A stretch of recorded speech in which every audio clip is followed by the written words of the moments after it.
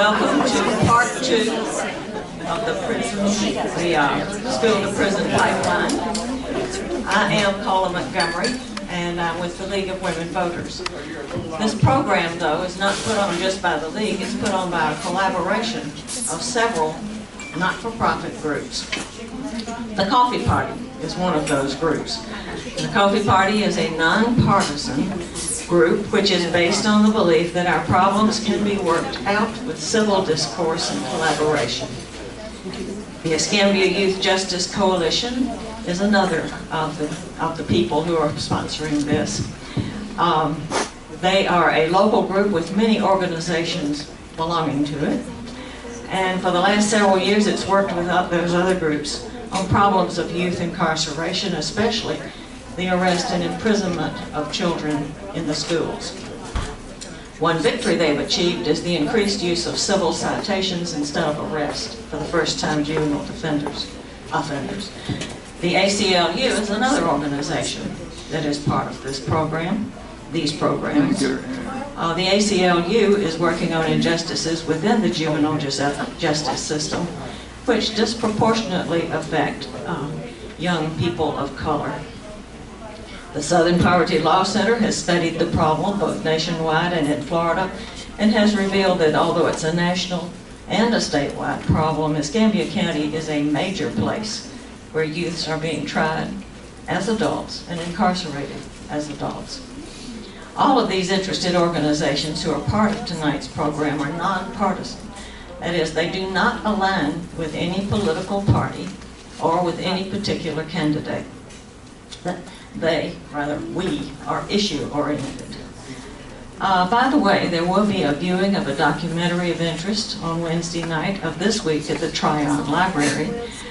This is put on by the Coffee Party. The title is Education Incorporated, Education Inc.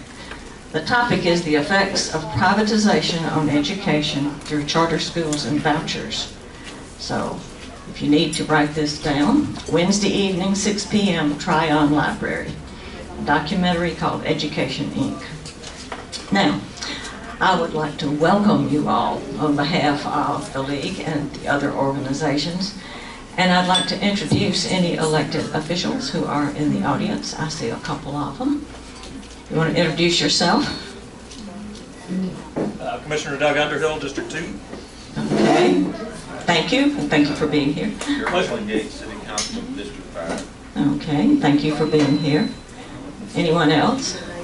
The mayor is here. Okay. We're trying to slide on the radar. Mayor Hayward, happy to be here. Yeah, good to have you here. And we're going to call on him in just a few minutes. In the first of these forums last August, we had sort of an overview of almost the whole pipeline. We had schools represented and lawyers and judges, and we did not include the jails and the prisons in that particular one, but we had just about the rest of it. Tonight we're focusing on the lawyers who take the next step after a child is arrested. And we'll also be hearing from a couple of people who have experienced the system from the inside. After the new year, we will have a third program which will focus on schools, the discipline in the schools, and the law enforcement part of that. I speak of this school to prison pipeline as a system because it is a system. It has many components, and each of them may need adjusting. The reason I say that the system may need adjusting is that what we're getting out of the system, the outcomes, are not what we want. There are too many kids who are falling into the pipeline. Too many of the kids are being tried as adults, and too many are not rehabilitated before they come back to the community, and they have not learned how to be good citizens while they were in jail.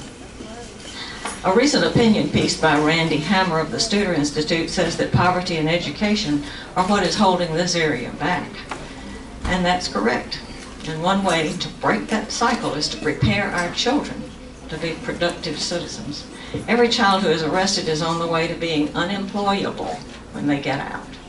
Every child who is arrested is on his or her way to being either a single parent or an absent parent. leading to more and more of the same old cycle. When a child is delinquent, there's an opportunity to change behavior. And that is an opportunity that we shouldn't miss. You do not teach a child how to get along in society by shutting them away from that society. It's much harder and much more expensive to do the right thing about rehabilitation, but the consequences of not doing it are what we actually see here.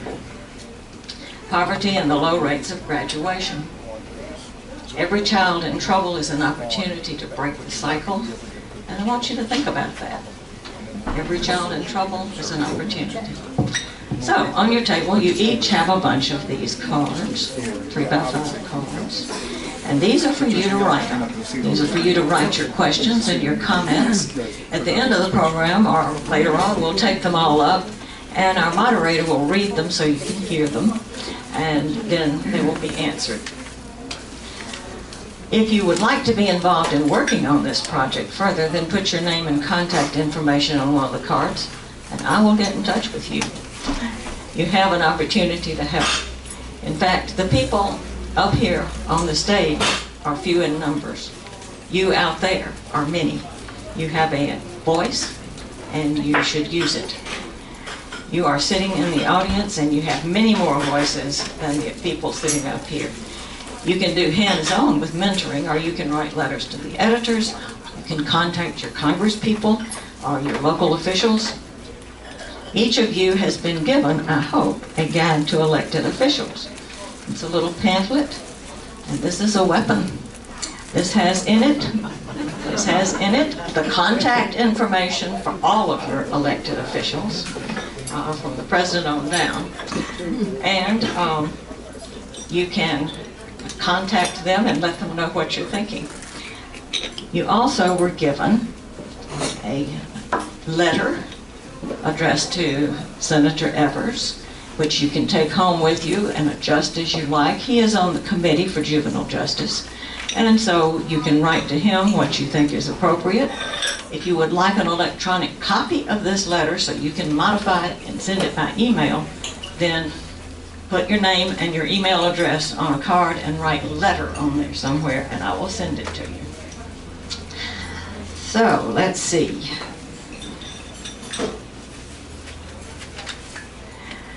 You also have a sheet of instructions on how to follow a particular bill if it's of interest to you. So, before we begin the panel discussion, we have a word from our mayor about Juvenile Justice Awareness Month.